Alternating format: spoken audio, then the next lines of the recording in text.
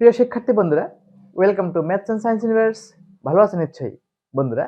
আজকে আমি তোমাদের সাথে আবারও আলোচনা করব তোমাদের গণিত বইয়ের অনুক্রম ধারা এই শিক্ষা অভিজ্ঞতা নিয়ে। আশা করি প্রত্যেকেই তোমরা আমার সাথেই থাকবে। তাহলে দেরি না করে চলো বন্ধুরা শুরু করা যাক। বন্ধুরা, তোমাদের বইয়ের 41 পৃষ্ঠায় একক কাজ দেখো, দুটি একক কাজ দেওয়া আছে, বলা আছে দুটি সসীম ও দুটি অসীম গুণোত্তরক্রমের উদাহরণ দাও। দুটি সসীম ও দুটি অসীম দুইটা করে দিতে হবে। তো দুটি সসীম গুণোত্তর অনুক্রম, দুইটি আমরা লিখি দুইটি সসীম গুণোত্তর অনুক্রম। উদাহরণ নাম্বার 1। দুটি সসীম গুণোত্তর অনুক্রম উদাহরণ নাম্বার 1 আমরা লিখতে পারি। সাপোজ 1 দিয়ে শুরু করো। 1/4, 1/16, 1/64, 1/256। এটা একটা সসীম গুণোত্তর অনুক্রম। বন্ধুরা, কিভাবে হলো? আমরা সাধারণ অনুপাতকে 1/4 ধরেছি, ধরে প্রথম পদকে 1 ধরেছি, তাহলে 1 কে 1/4 দ্বারা গুণ করেছি, 1/4 পেলাম। 1/4 কে 1/4 দ্বারা গুণ করেছি, 1/16 পেলাম। 1/16 কে 1/4 দ্বারা মাল্টিপ্লাই করেছি, 1/64 পেলাম। 1/64 কে 1/4 দ্বারা মাল্টিপ্লাই করেছি, আমরা 1/256 পেলাম। এটা একটা সসীম গুণোত্তর অনুক্রম। আর একটা যদি লিখি নাম্বার 2, তোমরাই বলো কত দিয়ে শুরু করব। ঠিক আছে, আমরা যদি বড় একটা সংখ্যা দিয়ে শুরু করি, 100 দিয়ে শুরু করি, হতে পারে। এটাকে 2 দ্বারা ডিভাইড করো 50, এটাকে 2 দ্বারা ডিভাইড করো 25, এটাকে 2 দ্বারা ডিভাইড করো 12.5, এটাকে 2 দ্বারা ডিভাইড করো তোমার কত হবে 6.25, এটাকে 2 দ্বারা ডিভাইড করো, এভাবে চলতে থাকবে। এটা একটা সসীম অনুক্রম। এখানে সাধারণ অনুপাত হলো 2, 1/2। এটাকে যদি 50 কে 100 ডিভাইড করো 1/2 হবে, 25 কে 50 ডিভাইড করো 1/2 হবে, 12.5 কে 25 ডিভাইড করো 1/2 হবে। প্রত্যেক ক্ষেত্রে এখানে সাধারণ অনুপাত 2, অর্থাৎ দ্বিতীয় পদ বা প্রথম পদ সমান 2, বা তৃতীয় পদ বা দ্বিতীয় পদ সমান 2। এটা একটা সসীম গুণোত্তর অনুক্রম, এটা একটা সসীম গুণোত্তর অনুক্রম। ঠিক আছে, অসীম গুণোত্তর অনুক্রম নো প্রবলেম। আমরা যদি অসীম গুণোত্তর অনুক্রম লিখতে যাই, একই স্টাইলে তোমরা লিখতে পারো, একই স্টাইলে, নো প্রবলেম। অসীম গুণোত্তর অনুক্রম এখানে ডট ডট দিয়ে লিখলেই হয়ে যাবে, এখানে ডট ডট দিয়ে লিখলেই হয়ে যাবে, চলতেই থাকবে এই ধরনের। এই দুটো হলো অসীম গুণোত্তর অনুক্রম। অসীম গুণোত্তর অনুক্রম লিখতে গেলে অবশ্যই তোমাকে লাস্টে আরো যে পদ লেখা যায় সেটার জন্য তোমার ডট ডট ডট এভাবে দিতে হবে। এটা দ্বারা বুঝে যাবে এটা একটা অসীম গুণোত্তর অনুক্রম। ঠিক আছে, এই ধরনের চলতে থাকবে। বুঝতে পেরেছ? তাহলে দুটি সসীম গুণোত্তর অনুক্রম, দুটি অসীম গুণোত্তর অনুক্রম উদাহরণ আমরা এটা দিয়ে, আমরা একটা দিয়ে দুটো উদাহরণ দিয়ে আমরা কিন্তু বুঝতে পারি। ঠিক আছে, প্রথম ক্ষেত্রে ছিল সসীম গুণোত্তর অনুক্রম, এখন হয়ে গেল অসীম গুণোত্তর অনুক্রম। রাইট বন্ধুরা, আমাদের এ বি সি গুণোত্তর অনুক্রমভুক্ত হলে নিচের ফাঁকা ঘরগুলো পূরণ করো। যদি এ বি সি যদি গুণোত্তর অনুক্রম হয়, এই ক্ষেত্রে সাধারণ অনুপাত সমান হবে, অনুপাতকে আমরা লিখতে পারবো আর সমান লিখতে পারবো b/a equal to c/b, b/a equal to c/b লিখতে পারবো। এটাকে উল্টিয়েও লেখা যাবে, কেমন, a/b equal to b/c, সেটাও লেখা যাবে। সাধারণ অনুপাত হলো এটা। তাহলে আমার এখানে আর ফাঁকা করে b/a সমান c/b লেখা যাবে, b/a সমান c/b লেখা যাবে। যদি b/a সমান c/b লেখা যায়, এটাকে উল্টাভাবেও লেখা যায় a/b সমান b/c, a/b সমান b/c, সেটাও লিখতে পারো। b/a সমান c/b, এটাও তুমি লিখতে পারো। এটাকে আমি চাইলে এটাও লিখতে পারি যে a/b সমান b/c, এই জিনিসটি আমরা লিখতে পারি। যদি এ বি সি গুণোত্তর অনুক্রম হয়, গুণোত্তর অনুক্রমভুক্ত হয়, তাহলে অবশ্যই এ বাই বি সমান বি বাই সি হতে হবে, অথবা বি বাই এ সমান সি বাই বি হতে হবে। যদি কোনো অনুক্রমের বি বাই এ সমান সি বাই বি হয়, তাহলে বলতে পারি ওই অনুক্রমটি একটা গুণোত্তর অনুক্রম, অর্থাৎ এ বি সি গুণোত্তর অনুক্রম ধারাভুক্ত।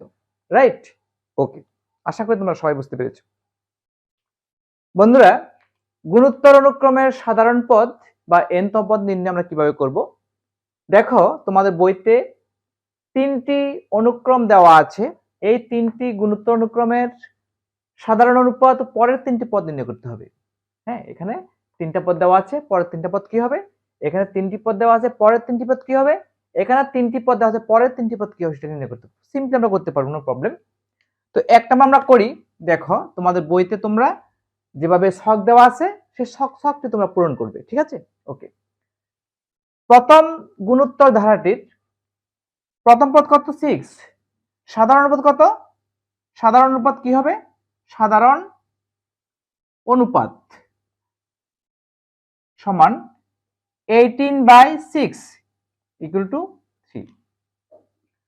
প্রথম গুণোত্তর ধারা ক্ষেত্রে সাধারণ অনুপাত 18/6 3, কারণ আমি যদি 54 কে আমি যদি 18 দ্বারা ভাগ করি, তাও কত হবে? 3 হবে। তার সাধারণ অনুপাত প্রতি ক্ষেত্রে 3 হবে, ঠিক আছে? তো এটাকে আমরা এটাকে এভাবে দেখাই, ইকুয়াল টু 54/18 ইকুয়াল টু 3।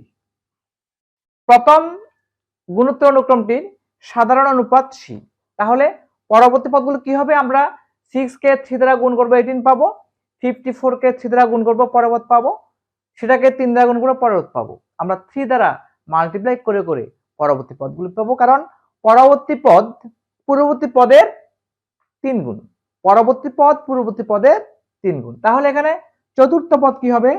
চতুর্থ পদ সমান 54 ইন্টু 3 ইকুয়াল 3 4 12 দিয়ে হাতে 1, 3 5 15 16 162। তৃতীয় পঞ্চম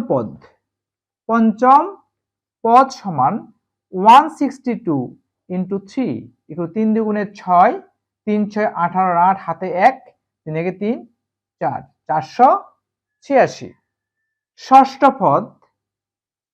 ষষ্ঠ পদ সমান 486 ইন্টু 3 ইকুয়াল টু 3 6 18 8 হাতে 1, 3 24 25 5 হাতে 2, 3 4 12 12 দিয়ে 14। বন্ধুরা, আমরা এই অনুক্রমটির পরবর্তী 3টি পদ বের করে ফেললাম। তো অনুক্রমটা কিরকম হবে? অনুক্রমটি হবে এভাবে, দেয়ারফর অনুক্রমটি হবে এরকম 6 18 54 162 486 1458। এটা হবে আমার অনুক্রম। পরবর্তী 3টা পদ হবে 162 486 1458, ঠিক আছে? 1458 হবে তোমার লাস্ট পদটি। ওকে, 2 নম্বরে আসো। এখানে বলেছে 2 নম্বরে আমরা লিখি নাম্বার 2, সাধারণ অনুপাত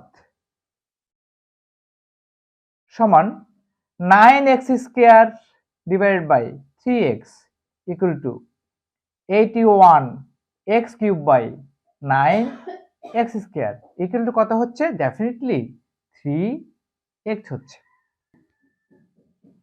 বন্ধুরা, আই থিঙ্ক তোমাদের বইতে এখানে একটু ভুল আছে। এখানে 81x কিউব না হয়ে 27x কিউব হবে। আমি 27x কিউব দিয়েই করব। 27x কিউব তো আমার এখানে ডেফিনেটলি আমার এখানে অবশ্যই 27x কিউব হবে। 27x cube equal to 3x। তাহলে আমার ধারাটির পরবর্তী 3টি পদ হবে সুতরাং তিনটা পদ আছে, চতুর্থ পদ সমান কত হবে 27x cube into 3x equal to 81x to the power 4। পঞ্চম পদ সমান 81x to the power 4 into 3x equal to 241x to the power 5। পঞ্চম পদ, ঠিক আছে, আমরা এখানে লিখি। হ্যাঁ, ষষ্ঠ পদ সমান 241x to the power 5 into 3x equal to কত হবে, ইকুয়াল টু হবে তোমার 3 একে 3, 3 4 12, 2 হাতে 1, 3 হচ্ছে 7, 723x টু দি পাওয়ার 6। তাহলে আমার অনুক্রমটি হবে, সুতরাং অনুক্রমটি হবে এরকম 3x, 9x square, 27x cube, 81x to the 4,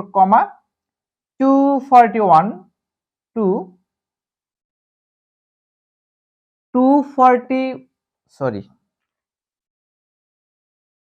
এখানে 241 নয়, 243 হবে। 243 থেকে 3 আর 24, 243 এখানে 243 হবে। হ্যাঁ, এখানে 3 হবে, 3 লিখো, তাহলে 3 3 9, কত হবে 9 হবে।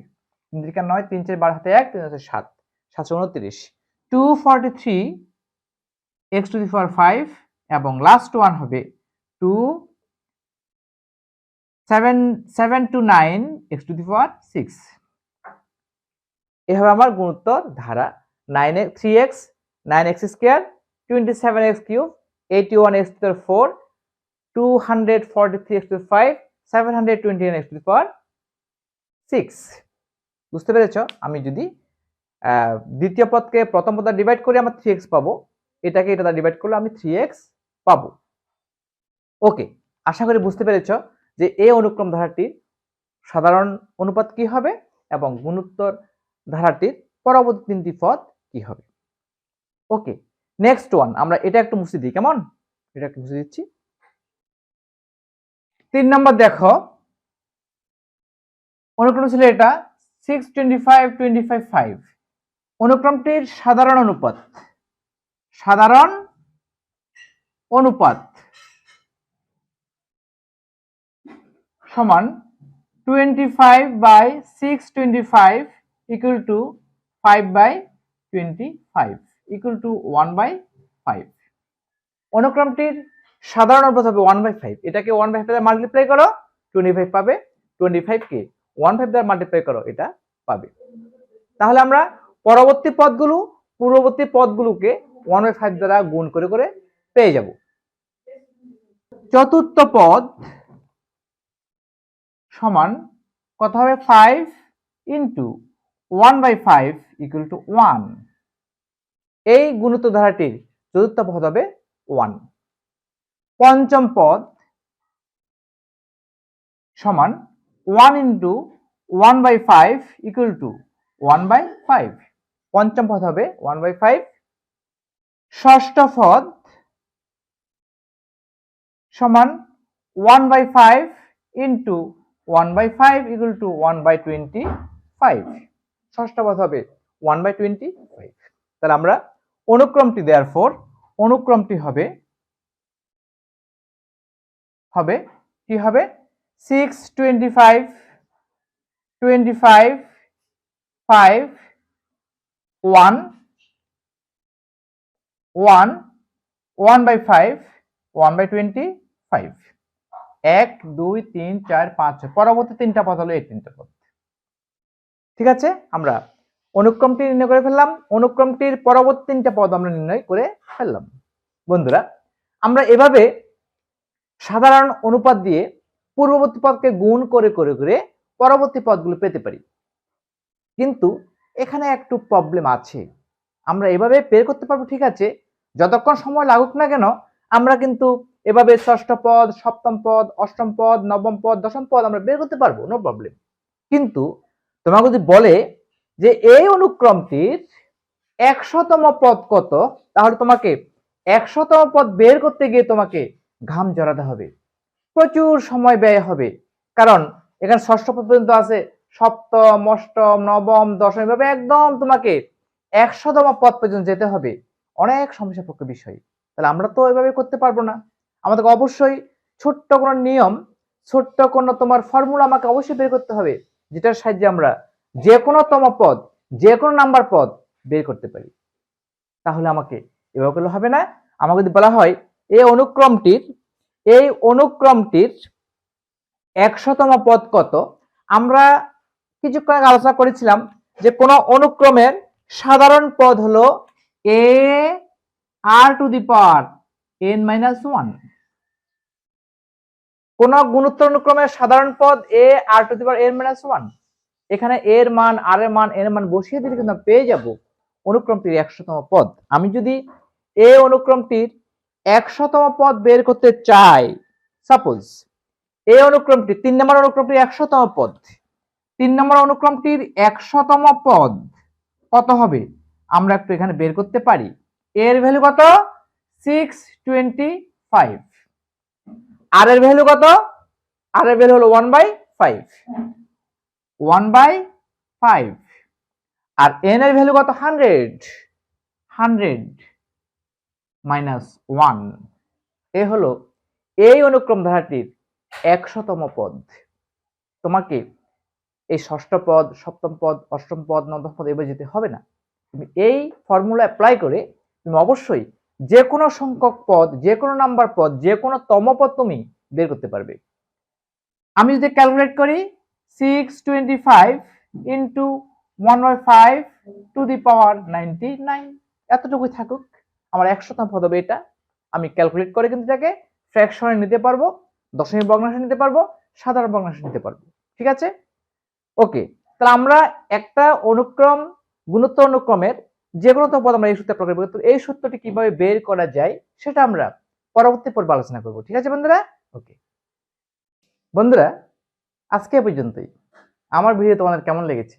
যদি ভালো লেগে থাকে অবশ্যই আমার ভিডিওটিকে লাইক করবে, তোমাদের প্রিয়জনদের কাছে, সহপাঠীদের কাছে আমার ভিডিওটি শেয়ার করবে এবং আমার চ্যানেলটিকে কোনো ক্রমে সাবস্ক্রাইব করতে ভুলো না। বন্ধুরা, ইউটিউব ভিডিওর ডান কোণের উপরে একটি আই বাটন আছে, সেই আই বাটনটি ক্লিক করলে তোমরা তোমাদের গণিত বইয়ের সমস্ত ভিডিও পেয়ে যাবে। এগুলি বের করে অবশ্যই প্র্যাকটিস করবে, কারণ প্র্যাকটিস মেক্স ম্যান পারফেক্ট। বন্ধুরা, ভিডিও ডেসক্রিপশনে তোমাদের সংশ্লিষ্ট শিক্ষণ অভিজ্ঞতাটির প্লেলিস্ট দেওয়া আছে, সেই প্লেলিস্টের লিঙ্কটি ওপেন করে তোমরা সংশ্লিষ্ট শিক্ষণ অভিজ্ঞতার সকল ভিডিও উপভোগ করতে পারবে। ঠিক আছে বন্ধুরা, ভালো থেকো, দেখা হবে পরের ভিডিওতে।